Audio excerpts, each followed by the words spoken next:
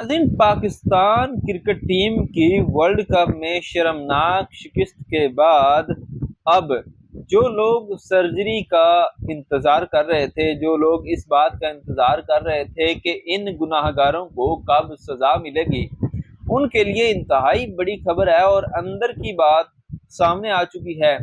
محسن نقوی نے کچھ اہم چیزیں ڈسکلوز کر دی ہے، لیکن جو مین کارڈ ہے وہ ابھی تک وہ چھپا کے رکھ رہے ہیں۔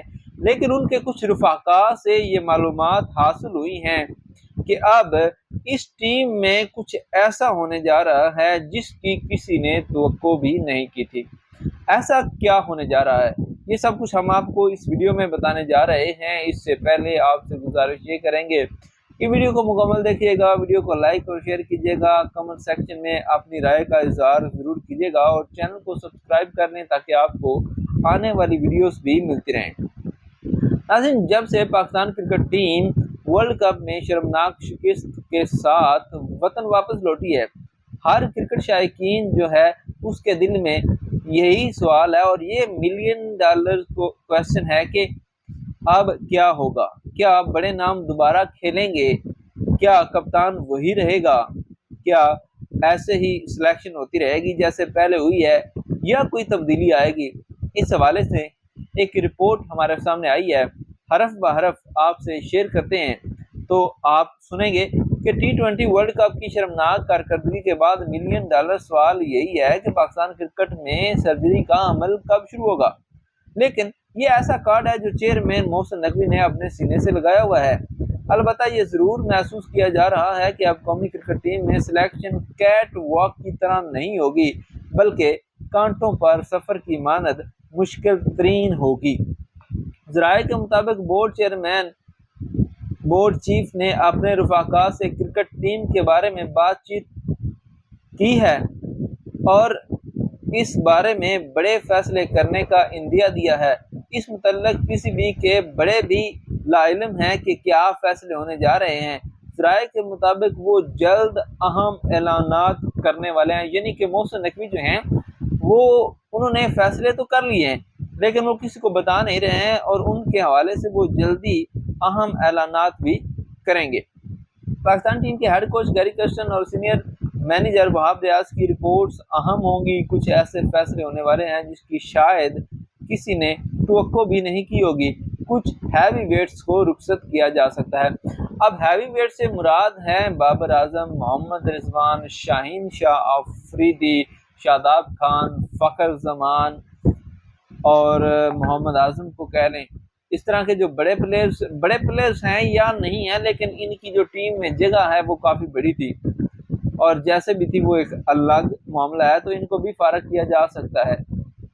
ڈومیسٹک سسٹم میں ایک بار پھر تبدیلی کی بازگشت ہے۔ ذرائع کا کہنا ہے کہ معمول کے ڈومیسٹک ٹورنامنٹ کے علاوہ فرسٹ کلاس ون ڈے اور ٹی 20 فارمیٹ کے 3 الگ الگ ٹورنامنٹ کرائے جائیں گے۔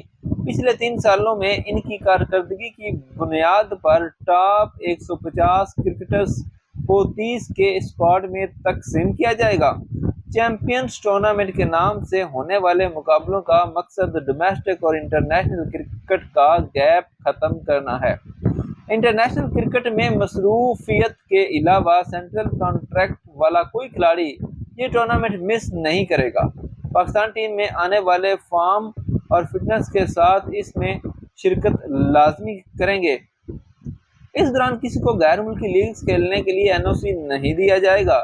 ان میں قومی سلیکٹرز کے منتخب کردہ ٹاپ پرفارمرز شرکت کریں گے۔ ٹورنامنٹس کا ڈپارٹمنٹس، ریجن، سٹی یا فرنچائز کرکٹ سے تعلق نہیں ہوگا۔ ٹیموں کو بڑے بزنس ہاؤس یا ملٹی نیشنل کمپنیاں اسپانسر کریں گی۔ ٹیمیں انہی کے ناموں سے کھیلیں گی۔ ذرائع کے مطابق ہر ٹیم میں 15 کھلاڑی شامل ہوں گے۔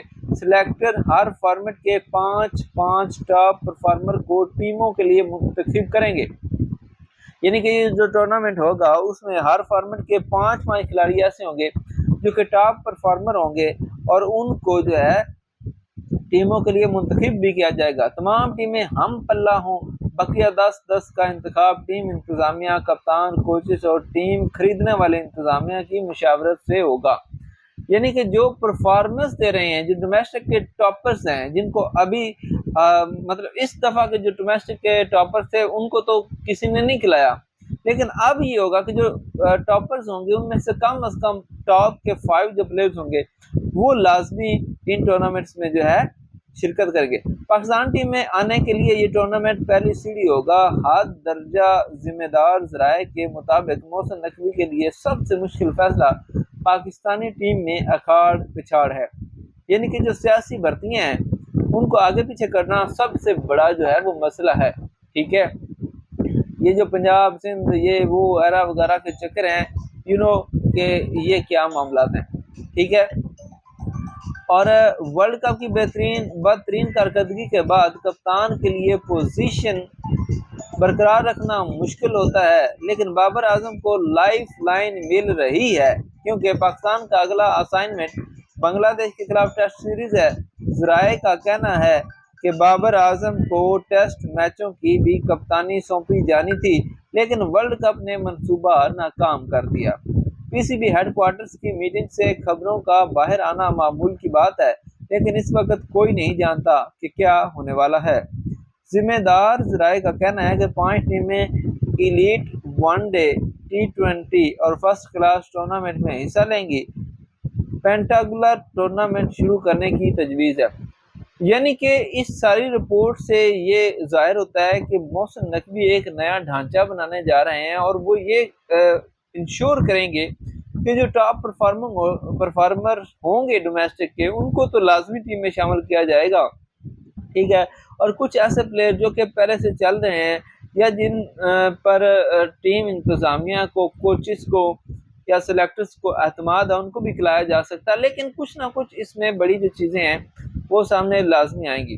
اس حوالے سے محسن نقوی کے جو ذرائع ہیں انہوں نے یہ دعویٰ کیا ہے کہ بابر اعظم کی جو سیٹ ہے اس کو کوئی خطرہ فی الحال نظر نہیں آ رہا، لیکن بڑے پیمانے پر بڑی جو وکٹیں ہیں وہ اڑنے والی ہیں۔ تو یہاں پہ ایک چیز تو ہمارے سامنے یہ آتی ہے کہ اگر بابر اعظم محفوظ ہیں تو پھر غیر محفوظ کون ہیں؟ تو اس میں محمد رضوان اور شاہین افریدی کا نام سب سے پہلے آئے گا، اور شاہین افریدی پہلے اور بابر رضوان جو ہیں وہ پھر بھی بعد میں آئیں گے، کیونکہ بابر، شاہین اور رضوان کے حوالے سے یہ خبریں گردش کر رہی تھی کہ 3 گروپ ہیں، اور شاہین کا گروپ جو ہے وہ زیادہ ایکٹیو اور طاقتور بھی ہے کیونکہ ان کے پیچھے جو ایک لابی ہے یا پھر پیچھے جو لوگ ہیں ان کے حوالے سے دعوے کیے جا رہے ہیں کہ وہ زیادہ مضبوط ہیں۔ اب بابر اعظم اگر محفوظ ہیں تو پھر ان 2 میں سے کسی نہ کسی کو قربانی کا بکرا بھی بنایا جا سکتا ہے۔ خیر اس حوالے سے مزید کیا رپورٹس آتی ہیں یہ آپ سے شیئر کرتے رہیں گے، فی الحال کے لیے اتنا ہی، خدا حافظ۔